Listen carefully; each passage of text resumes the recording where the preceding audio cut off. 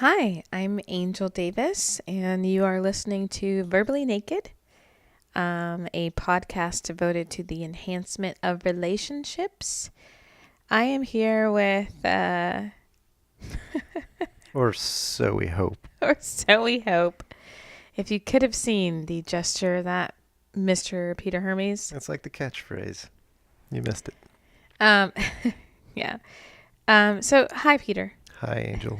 Um, So, if you're tuning in, we are into the third season of Verbally Naked. We are calling it She's Having a Baby, and that she is me.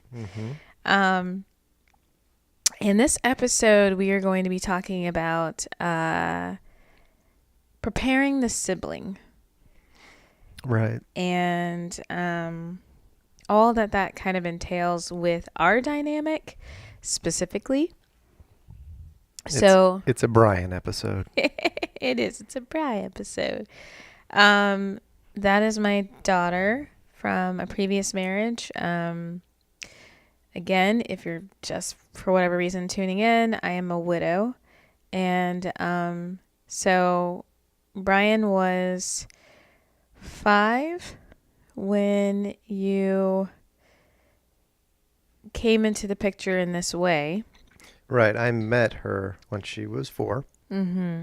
And we got together when she was 5, and you guys moved out to LA when she was 5. Yeah, she was still 5. I mean, she was more like 5.5. And more than 5.5. But just turned 8. And she is 8. So she is becoming quite the young lady at this point. So the other day while you were working, Bryon and I were having dinner, and I asked her, because it's been a while since we've sort of checked in about, the baby. Mm-hmm. And I asked her specifically, how you feeling about, this baby? We haven't talked about it in a while. And she said, well, in one way, I'm not super excited because I've been the only child for so long. Mm-hmm. And I know that he's going to get more attention than I will because he's a baby and everybody loves babies. And she's like, and I'm just kind of used to it just being me. And so most of the attention's on me, and that won't be the same.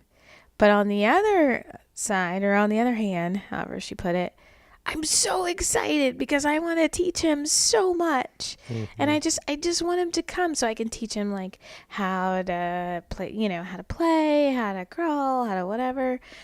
And she was like, so mostly I'm excited. Oh yeah. I can't wait. And I just laughed. And I told her that all of that was completely valid and perfectly normal for her to have all those feelings. But it also was just like, man, she's so insightful. She's a pretty smart kid. She's so aware. She's beyond her years for sure. Because we've had a couple of conversations before that about the type of attention that he's going to get. That he's going to require. Well, at least for the first year and a half. Absolutely. Constant attention. Yeah. But then once he is 3, 4 toddler kind of age, then it's different kind of attention. We just forget him? Well, then he's on his own. He needs to go get a job.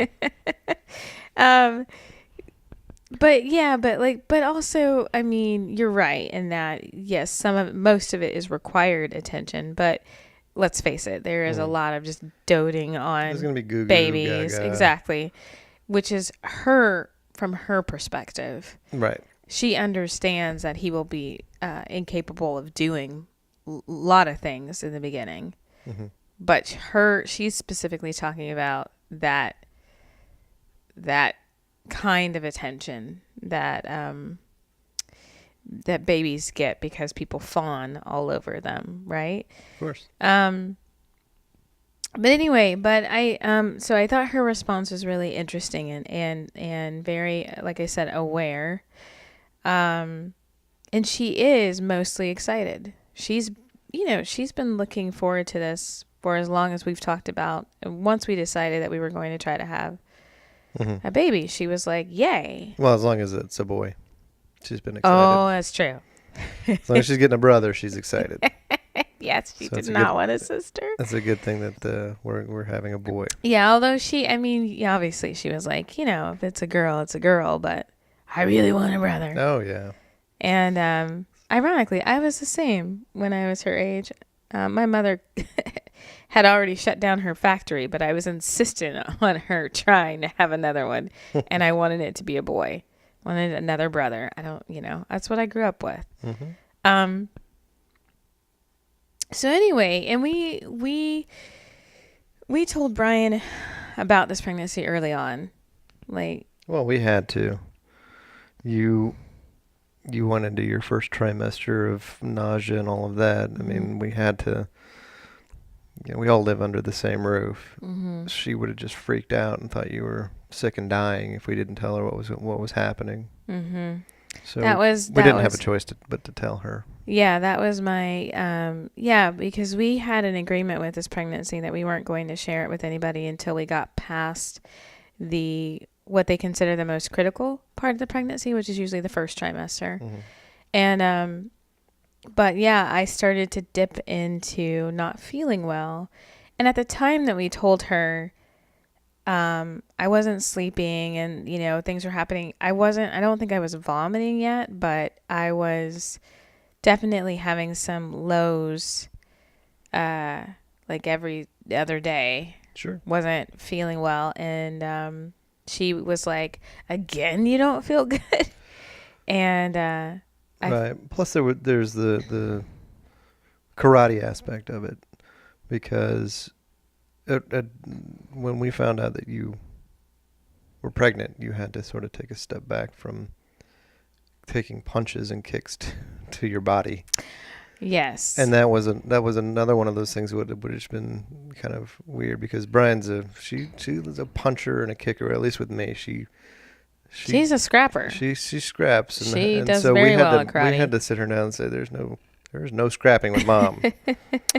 But there were multiple reasons why. Yeah, I mean, there was. We don't lie to her. We don't, and we really do share a lot of things with her because, and this is another thing that why I felt that she definitely needed to know. As you said, I did not want her to go down the road of thinking there's something else wrong with her parent because she lost her father. Right.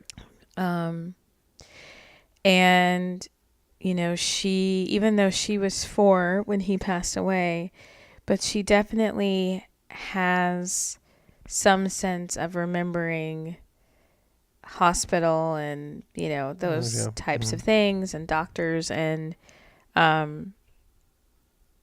I just didn't want to go days of me feeling terrible and her not knowing and just being scared that something was really seriously wrong with her mom. And even though she would have you, right, if something were seriously wrong with me, I just didn't want her thinking, I'm going to lose another parent. So, yeah, we told her early on. And I feel like once mortality has been introduced to a child at 4, there's just not a lot of things that we shield her from anyway.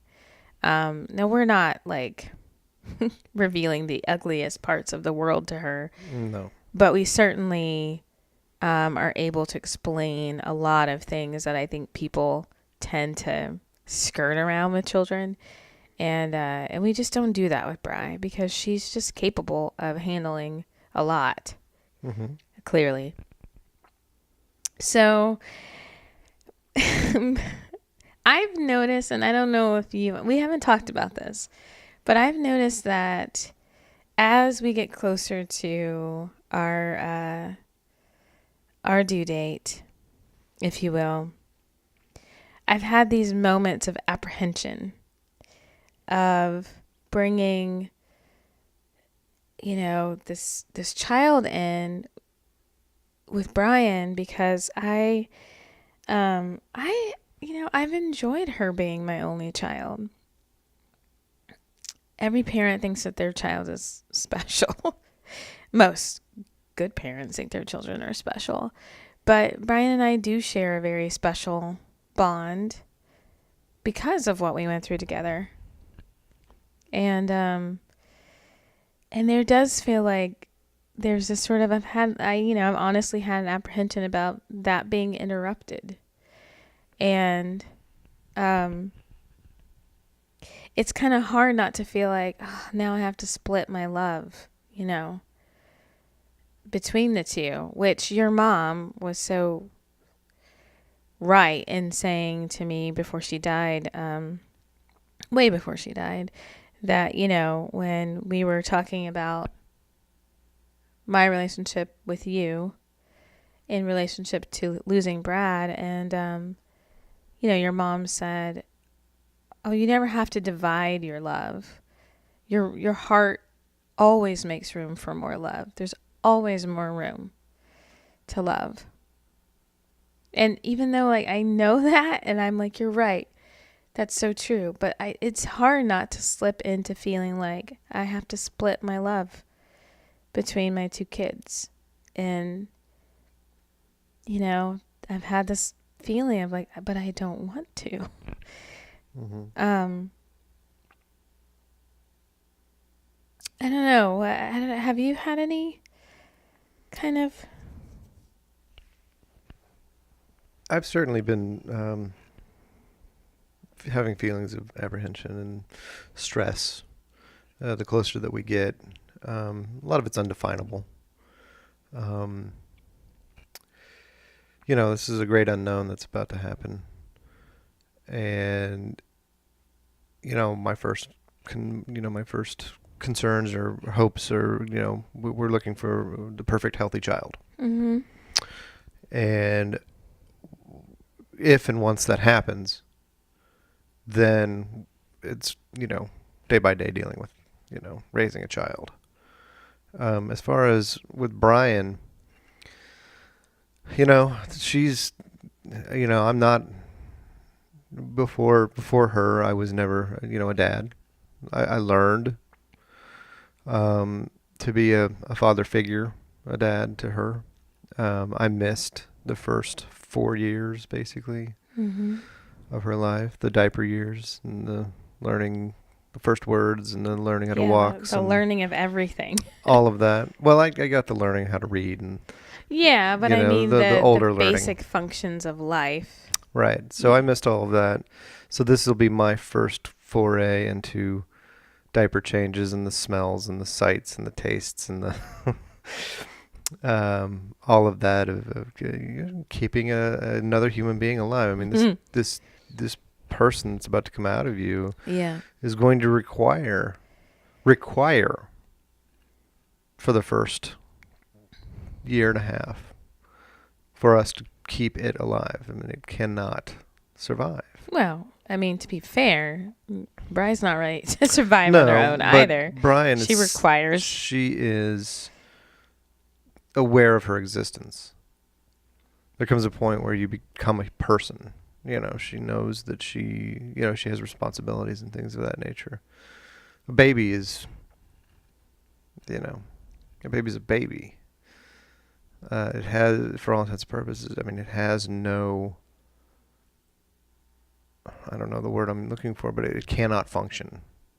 It breathes and it eats and it poops and repeat and sleeps if you're lucky. Do you have... So that's my concern is just the constant, the requirement for the first however long that's going to be. I'm looking forward to it, and at the same time, I'm not. Life's going to look very different come June 7th. And I'm looking forward to that. Sorry. Anyway, I'm looking forward to it, but I'm also stressed out about it. Yeah. In terms of apprehension, and this, this is one of those, like, I don't know, maybe a little uncomfortable for me to ask, but do you do you ever have any apprehension, or have you had any kind of apprehension emotionally about your how you will be handling this child versus how you handle Bry, because this is going to be your biological child? And Sure, that's certainly a fair question. even though, I mean, obviously people raise children as their own and they love them as their own. Um, but this will be, number one, as you said, because you're doing it from the beginning, you're going to already have a different experience because you didn't have that experience before with Bry. Right. She was sort of a ready-made child for you. Hmm. But, you know, Well, once this baby comes, oh, uh-huh. Great, letting cat out of the bag. once this baby comes, I'm basically going to drop Bryon like a hot potato Oh, emotionally. okay. Because I have to divide my love. So No, she's out, is what you're saying. She's Well, I all mean, mine. I mean, Yeah. she can live in my house. No, yeah, I thought about that. I love Bryon with all of my heart. She's an amazing kid, and we have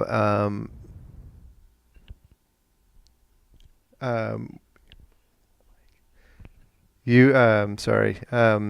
We have a really special relationship. I didn't know what kind of a dad or father figure I was going to make when we got together. I was very concerned about that. There were certain lifestyle, personality changes that I had to go through in order to prepare for Bryon. And so whether I've picked it up or whether I'm still learning how to do, I will continue to learn. I mean, All parents do, I think, because sure. there's always, there's a different stage for every aspect of their life, and Mhm. you have to evolve with that. So Right. we're always constantly learning just as well as we are teaching. Right. And she's 8 now, and so you are a parent to an 8-year-old. We're not parenting a 4-year-old anymore, or 5-year-old, or whatever, and so there's an evolution. As far as the difference between how I'm going to act and feel towards my stepdaughter, if you will, and my biological son, um, I can't imagine that there's going to be. I mean, we're going to be a family unit. I mean, we are. Yeah, and like It's I know you're not going to obviously right. consciously be like, yeah, I'm definitely feel. I just wondered if you've had any, if that's ran across your mind during this season of pregnancy, if you've had any like I said, I've had apprehensions of splitting my love between the two, even though Right. logically I know that's not what's going to happen. What's going to happen is that my heart's going to expand and I'm just going to allow Mm-hmm. more love for this child, just as I have so much love for Bry. But I can't deny that I've had these little moments of apprehension or anxiousness. And I just wondered if you've had any snippet of that or not. I'm not concerned about losing any emotion towards Bryon or anything like that. My apprehension until the baby's born is just, hoping for the absolute best with him. Yeah, of So course. yeah, it's going to be an interesting dynamic. Because we're gonna be leaning on Bryon. Like the age difference is going to be 8 years, Mm-hmm. and so we're gonna be leaning on her. We're gonna be giving her responsibilities with her brother, which not all siblings have with each other. A lot of siblings are born a lot closer together. So she is not only an older sister, but she's quite a bit older.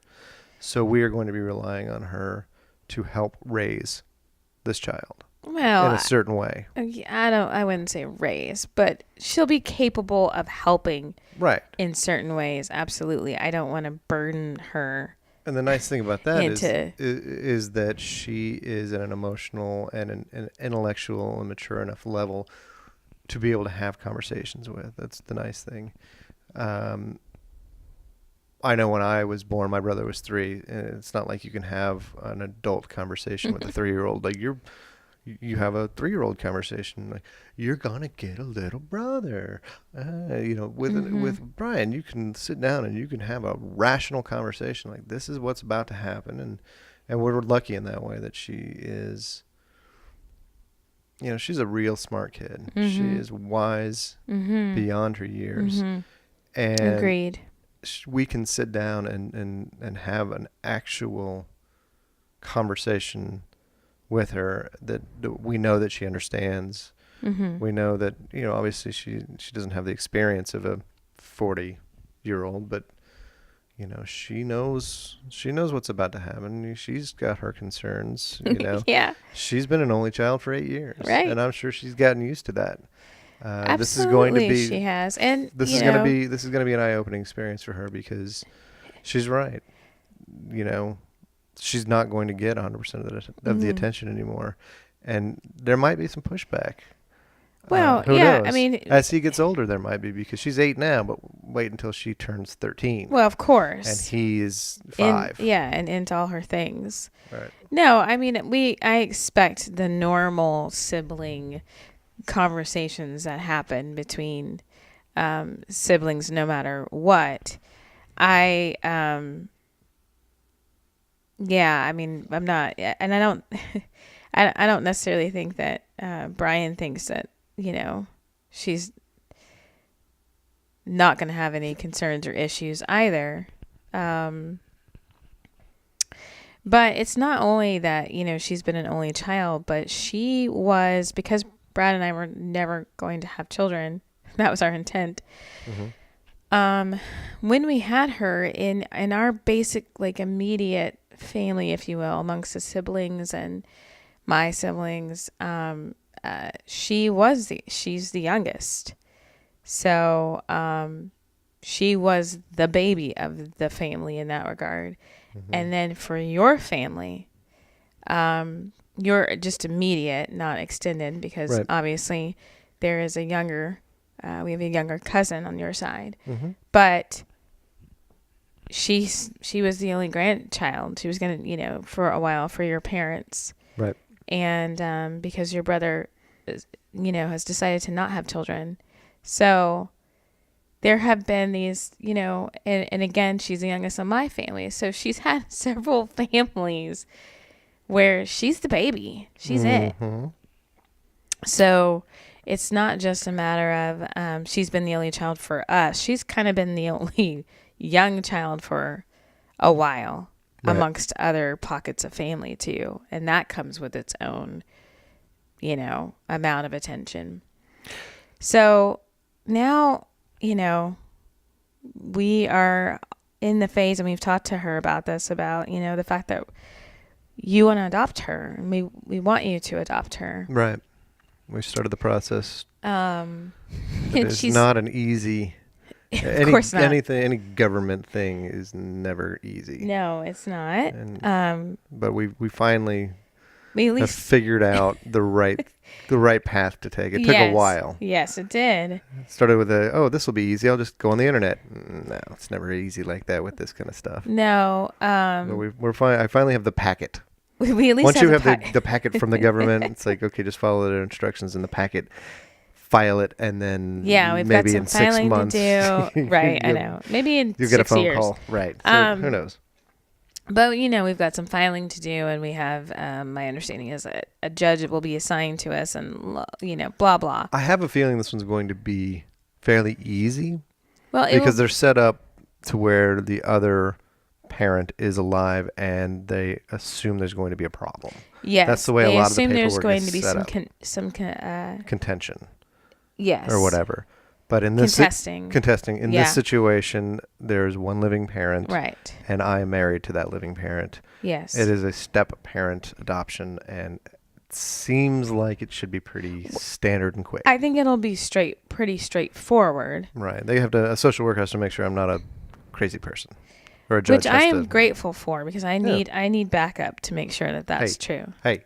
But but you know what's really great about Bride, because she is so, like, she knows what she wants. She's like me. She's very black and white, not a lot of gray. Bryon has said from the beginning she actually doesn't mind the idea of you adopting her, because we talked about it, and we talked about the reasons why. It's not just out of love, though it, you know, that is there, but it's also to make sure that if something were to happen to me, God forbid, Right. you need rights to her. You need legal rights Just to be being able to married- make decisions. Just being married to you doesn't really give me. It does not. I'm a guardian, but I think that's about as far as that goes. Yeah. So I need to be able to drain her accounts stop. legally. No, but you need to be able to make medical decisions and lots of decisions. If for some reason something was wrong or I couldn't do that. And I think more than that, it's the symbolism of an adoption. It's, yes, for us, it's the legalities and that I know stuff. it's more But than that. For me and hopefully for her, it's going to be that thing that's going to, bring us even closer together. Mm-hmm. It's like now I'm, we've jumped through these hoops to make sure that I'm now your parent. I mean, I am your parent. I'm raising you like, you are my daughter. I don't even use the word step any longer when I talk about her. And, she hasn't really, and she may never, but she refers to me as Peter. She doesn't, she will talk to other people and refer to me as dad. As dad, just dad. But not to me. Yeah. And I'm okay with that. Whatever's comfortable, I maybe one day she will slip into that, and I hope that happens. But sometimes to me that's not. To me, the adoption is kind of it's more important than just those legal rights. No, of course, absolutely. And hopefully she will someday, whether it is now or someday, that will mean what it's going to mean to me towards her. Hopefully it'll mean the same the other way. Yeah. It is really interesting. You bring that up. It is really interesting that she does. I've noticed when we're with people, or I had a friend who was watching her the other night, and anytime she referred to you, she just flat out just said my dad. I think she refers to me as dad and Brad as daddy. Daddy Brad. Daddy, yeah. I'm Daddy Your P. dad.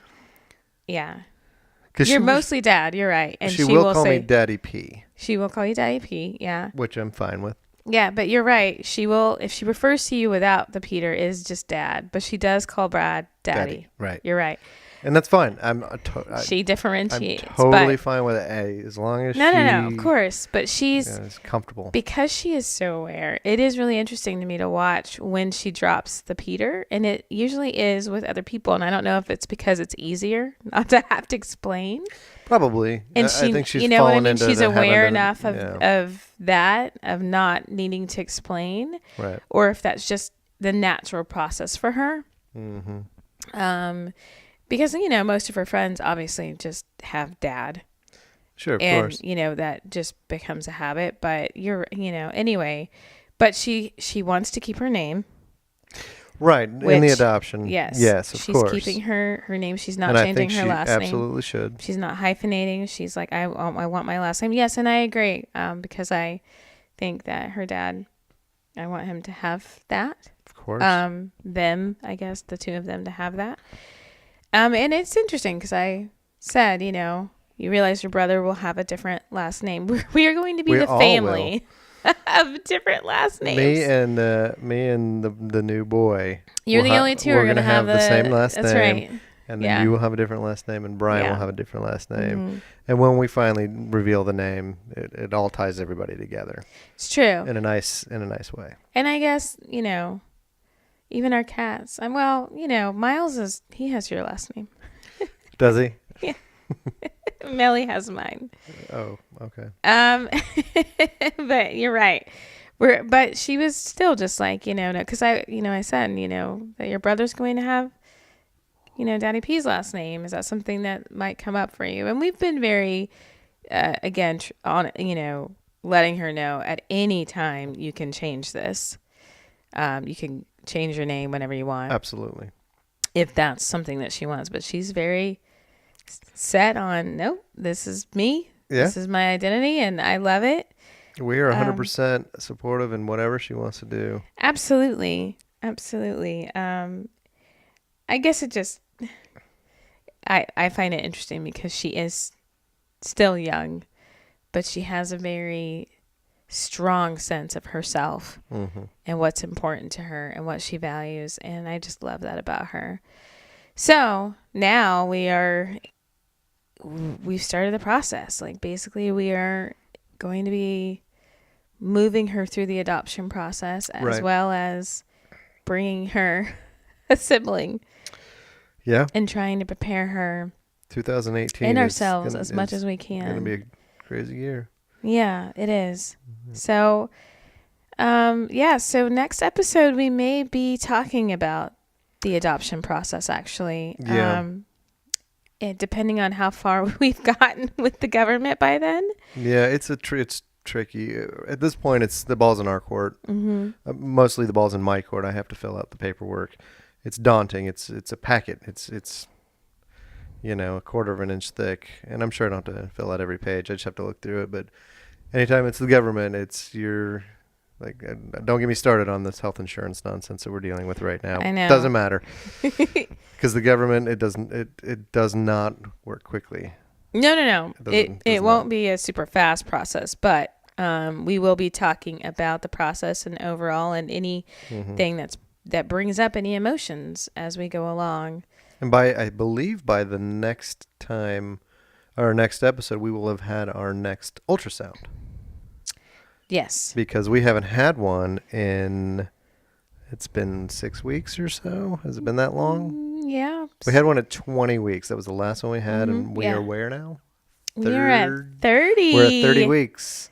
30 weeks. 30 weeks. So we 9 are... weeks left. Well, 9 weeks because of our situation, but normally it would be 10 weeks, 40-week pregnancy. Yeah. But anyway, it's been 10 weeks. That's substantial. It's been over 2 months since our last ultrasound, so we're gonna get a chance to see him before we do another podcast. So I'm excited about that. He's gonna have a face, and it's gonna be interesting. So keep listening. We're as of this point, we're going to talk more about adoption and Bryon next time, but we may come up with some more stuff to talk about. Well, I mean, it depends on, again, we're ready, but it depends on where we are in the process. So, right. I'm Angel Davis. I'm Peter Hermes. Are you? You took a while to really Well, I was waiting to see if you were going to say something else. No? Because you were looking off over there. I was just like, are you Peter Hermes? Are you an imposter? No. You've been listening to Verbally Naked. We'll see you back here in 2 weeks. And as always, live big.